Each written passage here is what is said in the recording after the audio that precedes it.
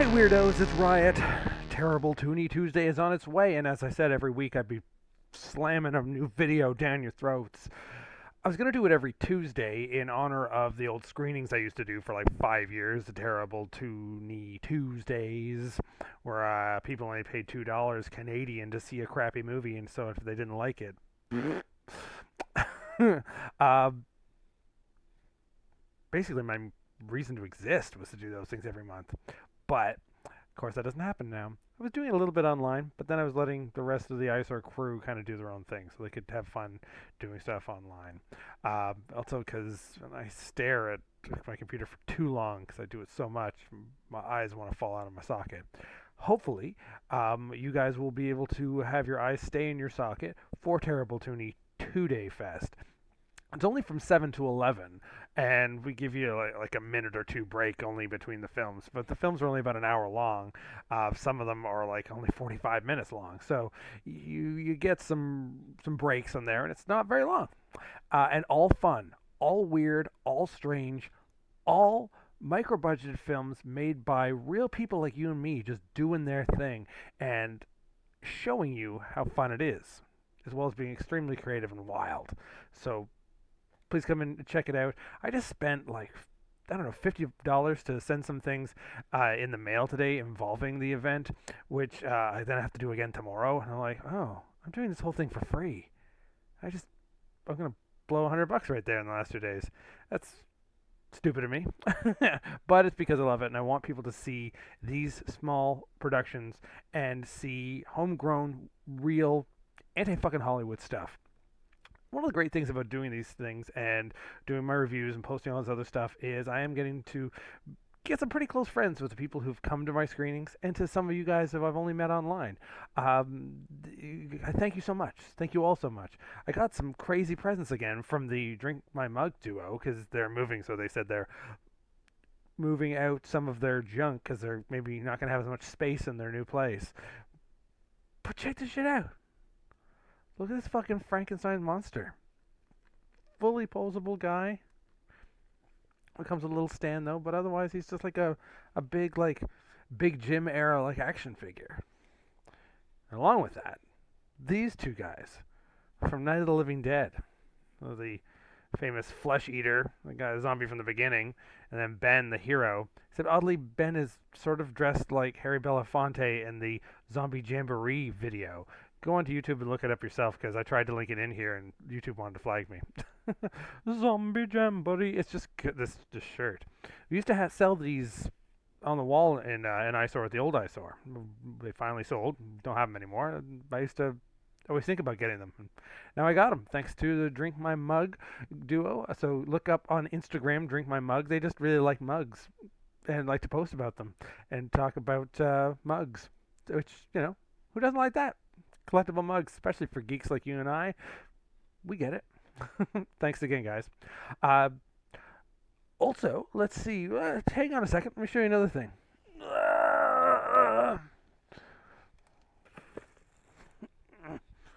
Well, I'll be cutting the last 10 minutes I had to roll around on the ground to find that because every time I tried to reach for it, it slid away.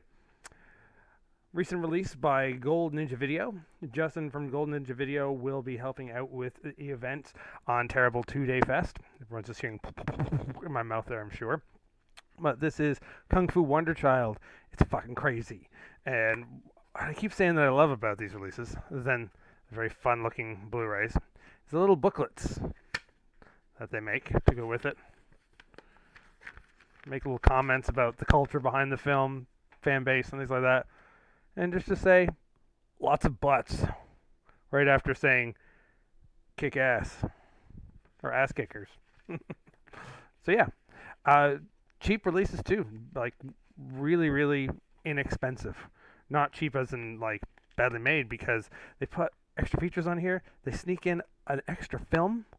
So sometimes there's even more on just clicking on parts of the screens. They like to jam-pack silliness onto them to make it worth your while. So go to goldninjavideo.com, and if you are a fantasy kung fu fan in any possible way, check out Kung Fu Wonder Child. While you're there, you can also get Personal Space Invader 1 and 2 on the same Blu-ray. Part 2 is the secret. So it's worth your inexpensive amount of money. Anyway, speaking of inexpensive, let's talk about free. Let's talk about Terrible 2 Day Fest happening this month. Finally, because of the COVID world out there, fuck you guys that don't believe this. You don't know what shit I've dealt with over this, so fuck you. For all us cool people, though, and smart people, though, we're going to watch it from afar. A bunch of us are now pre-vaxxed, so we can, be in small groups and stuff like that. But I figured, let's not put the stress of doing it in the theater. And I've met all these fun people online over the pandemic from being fucking on the internet way too much, which as soon as I feel more comfortable, I will not be online as much for a little while at least. But I want you guys to be able to invest in it too and enjoy it and check these films out. And luckily, all these filmmakers have agreed to let me do this for free on twitch.tv/riothatthemovies.com. 7 till 11, Friday the 28th, Saturday the 29th. Join us. We'll do some weird ass shit. I'll be talking in between the films, having some of the filmmakers come on there. They'll be in the chat room there, so you can talk to them during the film and to each other as other wacky friends. Do me a couple of favors when you do go on there. If I only know you online, if your handle isn't the same as your handle on, like, say, Instagram, shout it out. If you are from Eyesore, if you are like a local Toronto person who's a regular to these kind of things, post that too. Type that in the chat room. Let us know. Otherwise, also just tell me what you're eating. I love snacks. So tell me what snacks you're having while you're getting through this. It's important. Thanks to the bunch of people who bought the handful of loot bags this month. They were all snack based for that. I only ever do like 6 or 7 on those bags of those because I tend to stack them more than I charge for them. So I think I lost money on that too. Should I maybe put a donation button, like pay $2 if you like? Maybe then I can at least buy Justin, who's helping us out with the tech side of it, a pizza. Yeah, I'll post that on the day. But anyway, thank you guys. What's important is just that you come in, you join in, you get to know these films. These films are all going to be available to purchase as well, because all these people, each one of the people that are showing their films, have them either online or they have them distributed by themselves. They decided to independently do everything.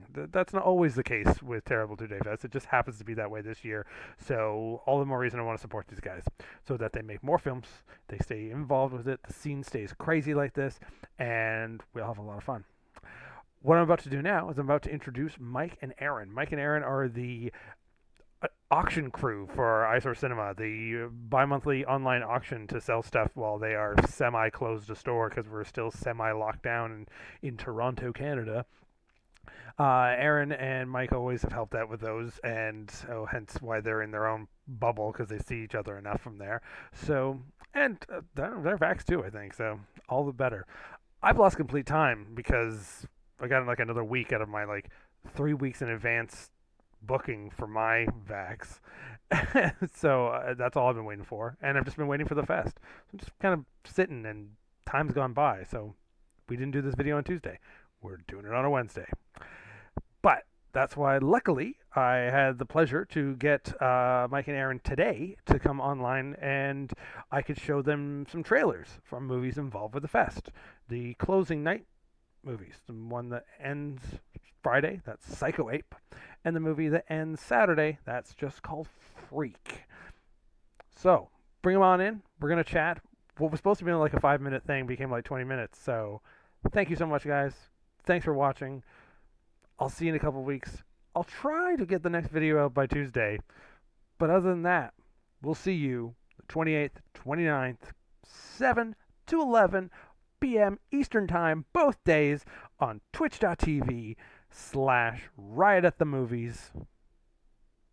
Let's have some weird ass fun. Why? Because we can.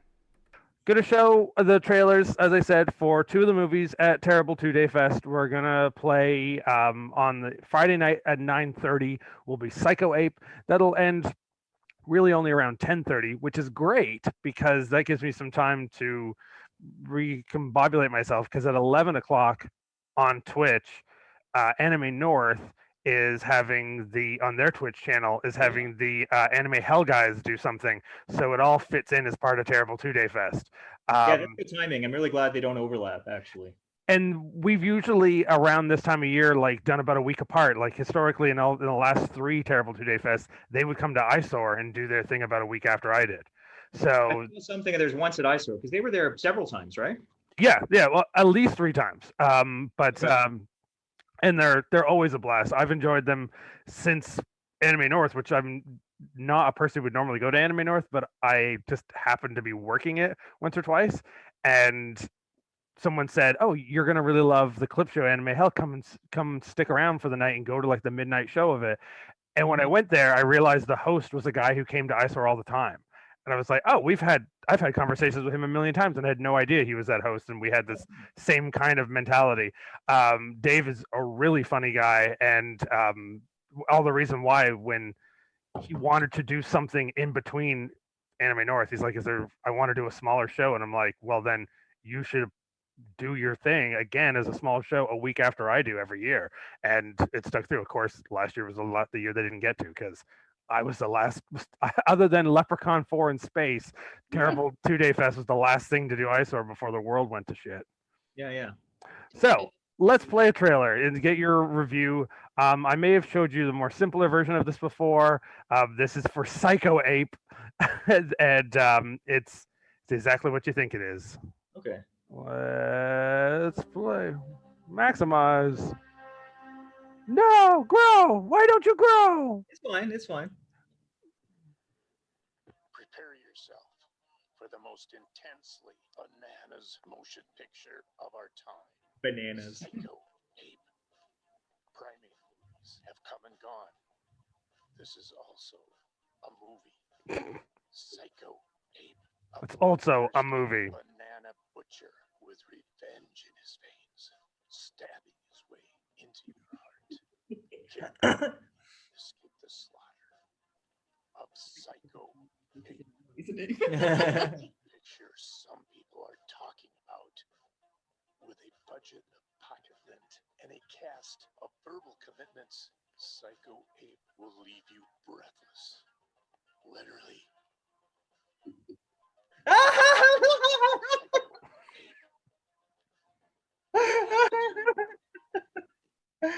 I love that. Like a banana would be like the most hard to stab or lacerate someone with object ever. It might be And that, yeah, but that edit worked so well. Oh my god. There's a kill that you have to wait to see where they homage Friday the 13th, and somehow with just one banana seem to impale a making out couple together. Like somehow it's like really ends up being really really long, even that it's only like that big. Oh, like that penis through the head in Scary Movie 1. Yes, not unlike that. Yes, I was gonna go with the harpoon in, I believe it's Friday the 13th Part 2, but sure, okay, we'll go with that. That's your answer than mine. Yeah, just a tad. Well, I'm looking forward to Psycho Ape. Yeah. It's funny. I've probably the best part that is the worst part in a lot of bad movies. That's always a thing for me. There is a like it can't be 5 minutes, but it feels like it's 5 minutes. A 5 minute scene where two girls just talk about Ratatouille. And it seemed like they were supposed to just be talking about it as they walk by and the Psycho Ape might get them, but then they don't. They just watch them have the conversation and then it just moves on. Did you ever see Jerry with Casey Affleck and Matt Damon? Yeah. Lost in the Desert, and there's near no dialogue except for one. Casey Affleck's talking about a specific game of Civilization that he had and what happened in that. I was gonna be like, did someone talk about Ratatouille in that movie too? I was like, no, it's just like Jerry came out before Ratatouille, didn't it? It did. But you think something's gonna happen during that scene because it's like it's the first nighttime scene. There's a campfire, and if you don't know what kind of movie it is like, is something gonna come out of the dark? No, he's just talking about civilization. Yeah. It's there was a moment when I was like hipster enough that I was like, ooh, that's a really weird artsy film. I like that. I should watch it a second time, and I did, and then I was like, oh, wait, I don't like this movie at all. What am I talking about? It's it maybe I've become too jaded or stupid in my old age, but I was like, wait, is this art or is Casey Affleck just an asshole? I'm still, I guess, it's still a debate to me, but I'm sure many people will not agree in one way or the other. Actually, a lot of people. Yeah, a lot of people actually think Casey Affleck's an asshole for other things. So, but having nothing to do with making Jerry. I just like that for seemingly like so simple a movie with such a low budget, they actually shot it in deserts in 5 different continents. And which is like, Unnecessary. that's what I mean. I love the like bonkers unnecessariness of that. But Well, it is I what it mean, is. yeah. It all matters on who paid for it, I suppose, and who was willing to pay for that. And and this relates back to what we're talking about because that was paid for with Gus Van Sant's Psycho money. Yeah. Back to movies to start with Psycho. Yeah. Well, don't even get me started on that film. What was that? You've seen Psycho Ape in full? You watched it? Oh yeah. Oh yeah. I watched all the films before. Psycho Ape was a movie I wanted to play last year. And they didn't have it finished, and then. But they were like, oh, maybe they were like thinking it was almost done just around that time. And I'm like, well, maybe we'll play it just as a regular screening in the middle of the year. And then, of course, COVID happened. They waited forever to wrap things up. And then it was only ready now. But I've followed it for the last like 2 years for that to be made. None of these movies do I surprise myself with. Even the short films that are super short. We have 2 under 2-minute shorts that I'll be playing. One is played by someone who often is around Eyesore back in the day anyway. Her name's Emma, and I can't think how to pronounce her last name. Emma Daglish or Quaglish or something? Qualigassi. It's like okay. Yeah. I'm always saying people's names wrong. And the other one is played by a guy who I chose not to know his name because I just know him off YouTube as a handle of Devilman DVD 666. He's like, I just made some stupid videos along with just videos about him reviewing movies. And I'm like, I'm just taking one of your videos. I'm not even going to tell. He doesn't even know what video of his I'm playing. So he'll probably be like, this is the worst one. But I'm like, yeah, so what? And then the guy who made the film Voodoo Sock Puppet, Killer Voodoo Sock Puppet last year, he made a cartoon. So he has a 4-minute cartoon that I'm playing. Well, he made it middle of last year, but nobody's really seen it. So, but yeah, so I'll be playing that as well. And he's another person whose last name I get wrong all the time. Named John Miligore, I believe. It's one of these things when you type to people online for the longest time, you just sort of assume, do you pronounce the E? I'm not going to ask anymore. And I've said it wrong so many times and he hasn't corrected me, so I'm just going to let it slide. So here's the second movie, though. This is thanks for coming out. Also, guys, you'll see both of these two wonderful people here. They're in their own little bubble at the moment of Erin and Mike. You'll see them at Eyesore popping in and out during the auctions. They are the auction crew. Mike does a lot of the movie hosting, but these two together keep Daniel at Eyesore sane when he does his pimping of his goods online. So kind. What was that again? You cut out. Dane is very kind. Well, yeah. Well, we keep him from spiraling any further. Right. Yes. Well, we knew that. So let me play this and let's hit share again. Where did you hear about this place? I've actually had my eye on this place for a while now. When's the last time we all just got together and got fucking weird, you know? This place has some I can't. Can you start this one over with? Can you turn your volume up to max Yeah, there? we can't hear it. Oh, you can't, huh? All right. Yeah. Well, it was very, very faint. Even the laptop here is at maximum. Can you hear now? Yeah, that's good. Where did you hear about this place? I've actually had my eye on this place for a while now. When's the last time we all just got together and got fucking weird, you know? This place has some history. What do you know What do you know about Arthur Crenshaw?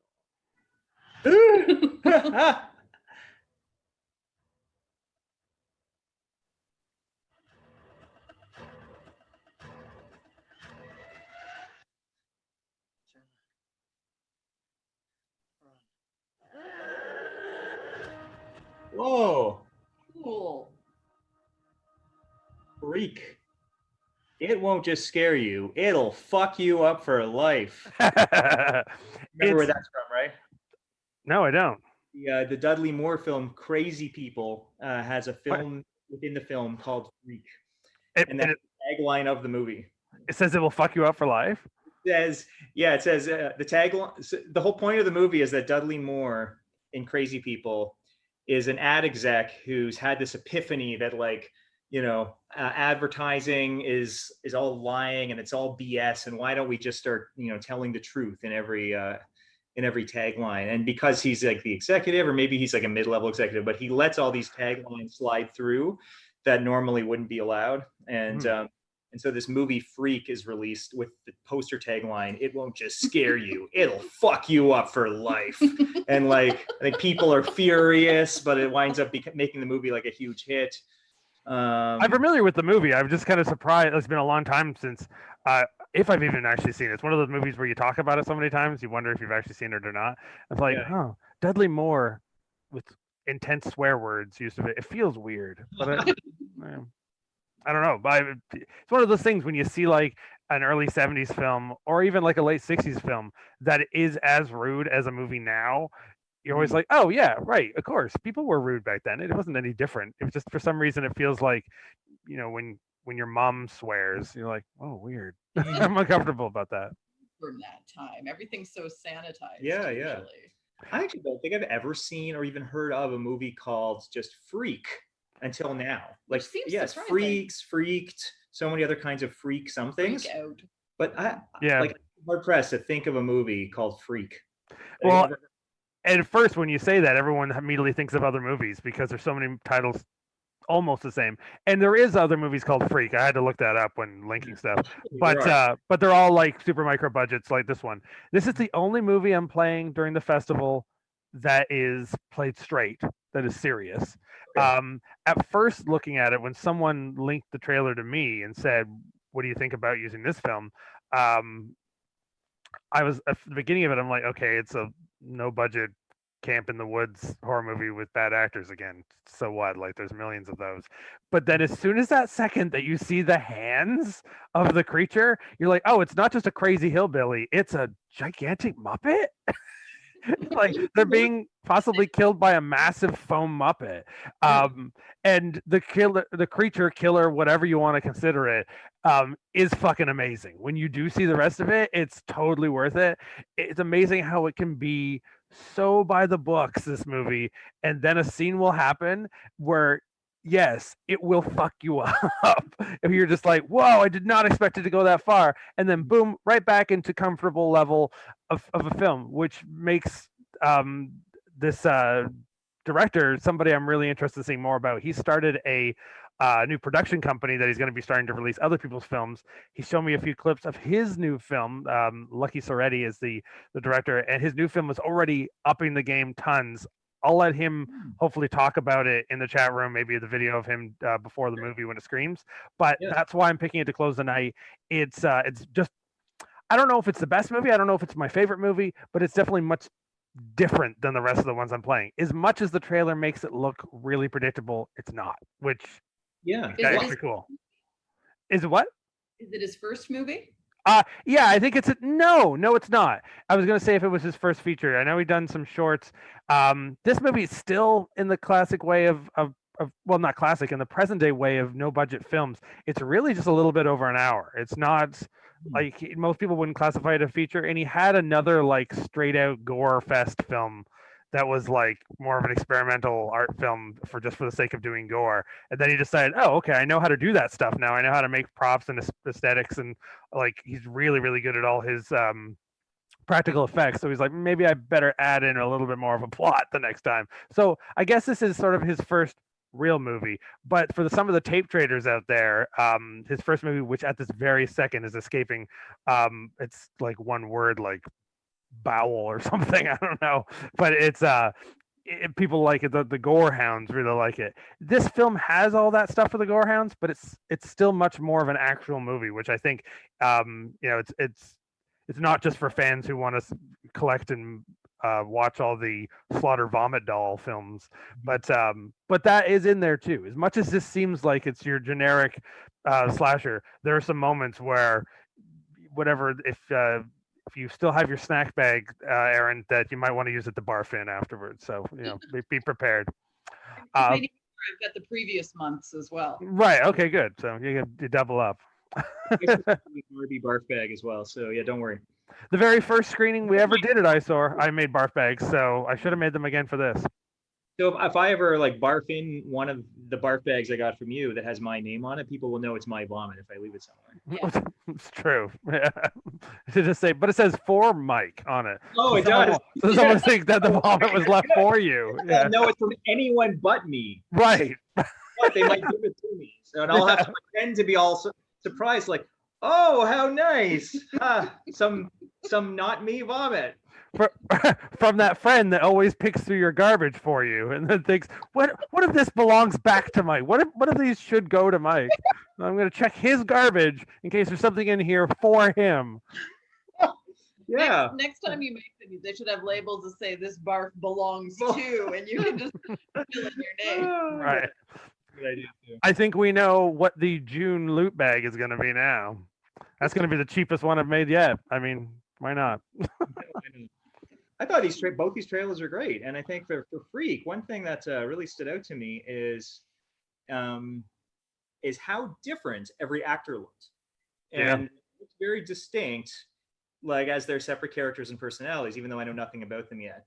And I think you see in a lot of micro budget trailers that, and maybe this is just because a lot of filmmakers just use a bunch of their buddies, and a lot of human beings tend to maybe befriend a lot of the same archetypes of people as them. Yeah.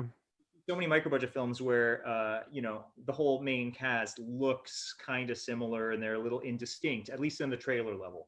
But in this case, everyone looked very distinct. Like I it's been 10 minutes and I still remember, there was a guy with colored hair in there. Like it was it's a funny thing because like this is something I say to a lot of people about the kind of movies that I play. There's a difference between the low budget and the really low budget. One, the really low budget sometimes aren't good at all, but if they are, it super stands out because the low budget ones, like actually done a low budget movie done in LA where they get they actually do a casting call, they actually paid these actors, but they will look more alike than a big movie or a bottom movie because they've hired a bunch of like low rent actors who did their own makeup, but they're all this sort of slightly pretty boy looking guys and slightly pretty boy looking girls. But the movie wasn't getting anyone to style them because it had the money to pay for them, but didn't have the money to pay for a stylist, for a designer, to make them look any different. The writing was poor because it's not a very good movie to begin with. So they wrote the characters just be stereotypical jock guy, stereotypical nerd guy. There's Betty and Veronica, and that's about as good as you get.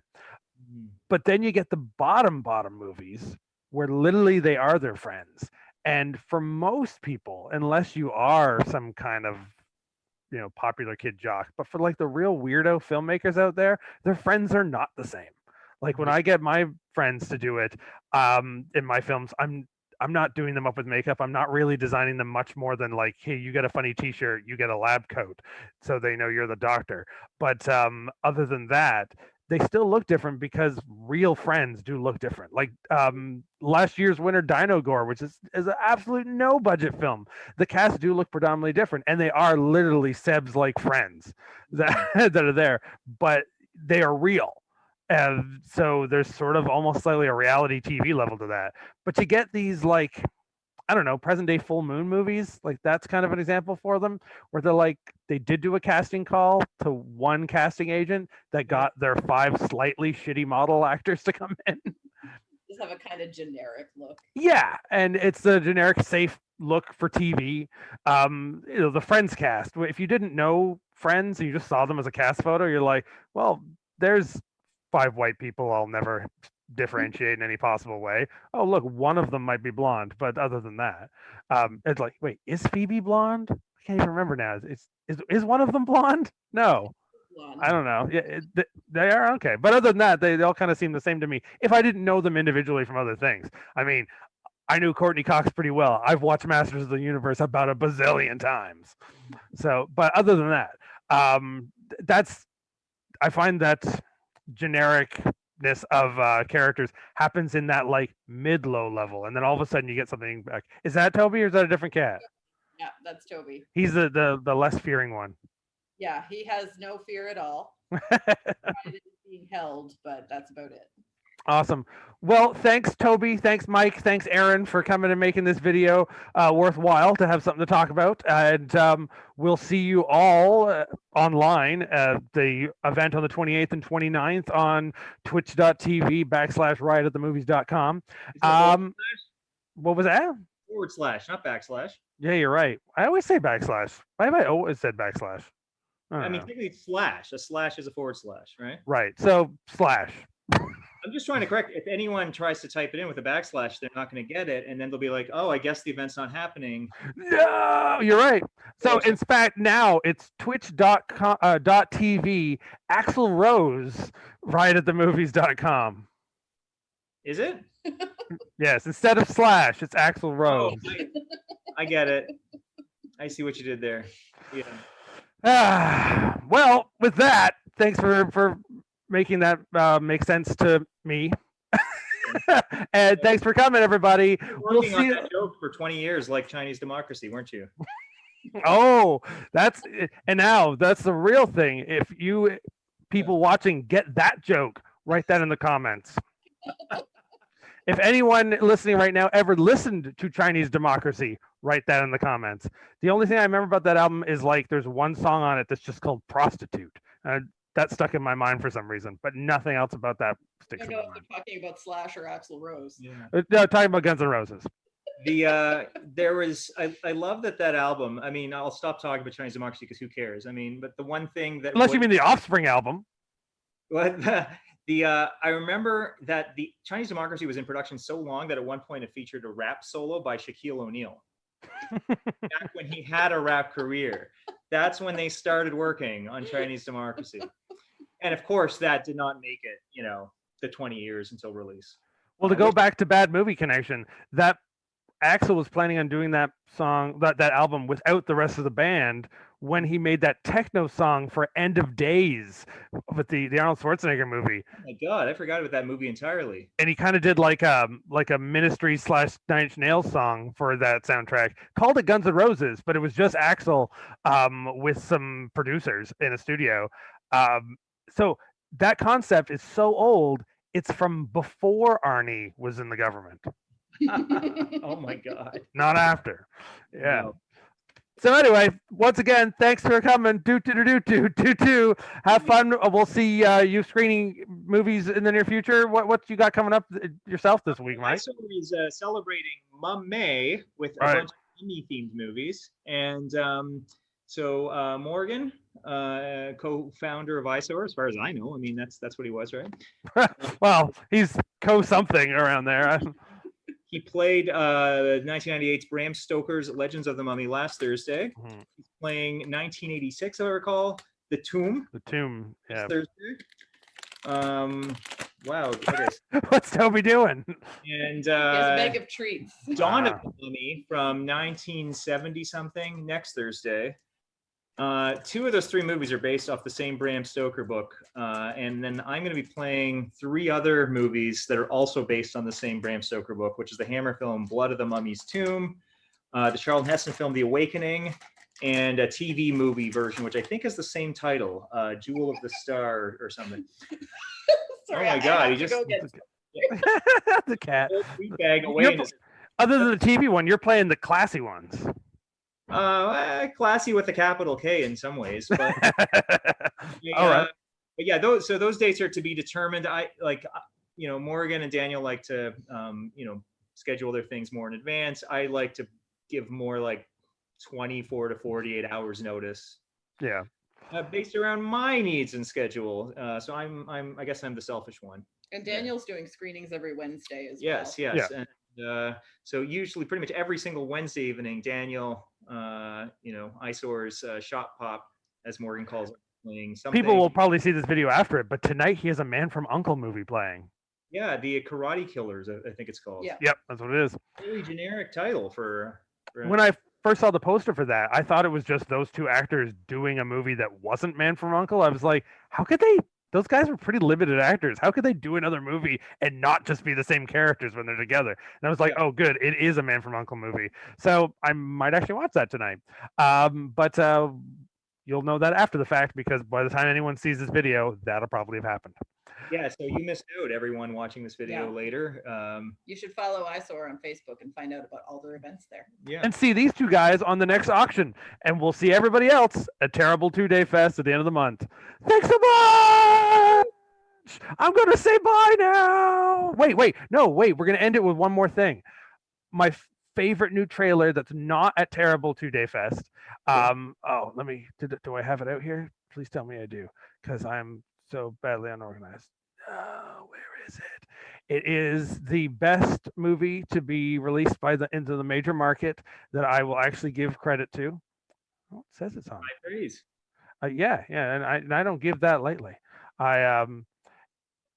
Thinking of while I wait to realize where I did with it. Oh no, I'm gonna have to cut that out because I probably just. Oh no, there it is. I found it. All right.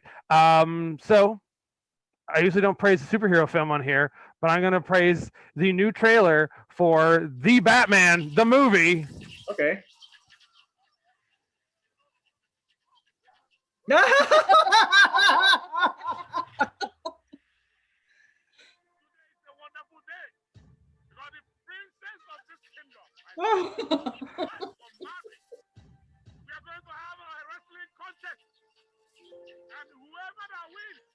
Oh my god. This is amazing.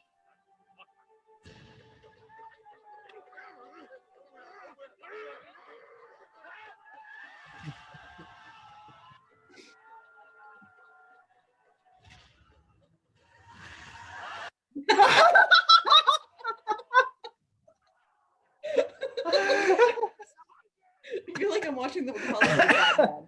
Yeah. Oh my god. Conspiracy.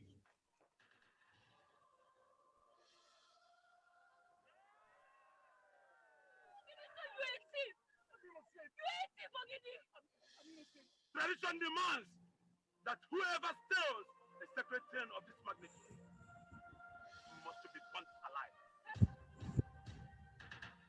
Mr. Jamagold.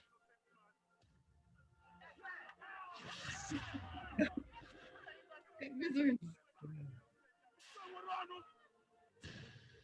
The man becomes bad.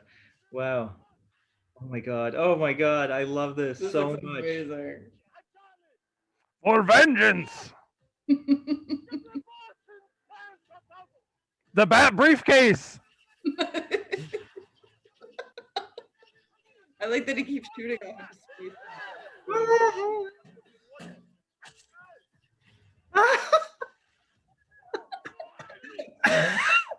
Oh my god, The that costume. Oh my god. Amazing. Oh my god. The CGI bat swarms. This is amazing. Wow.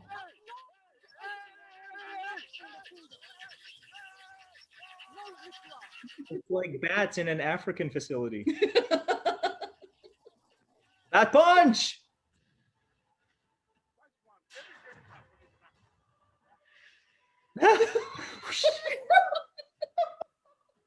Let the gods do their work. Oh my god.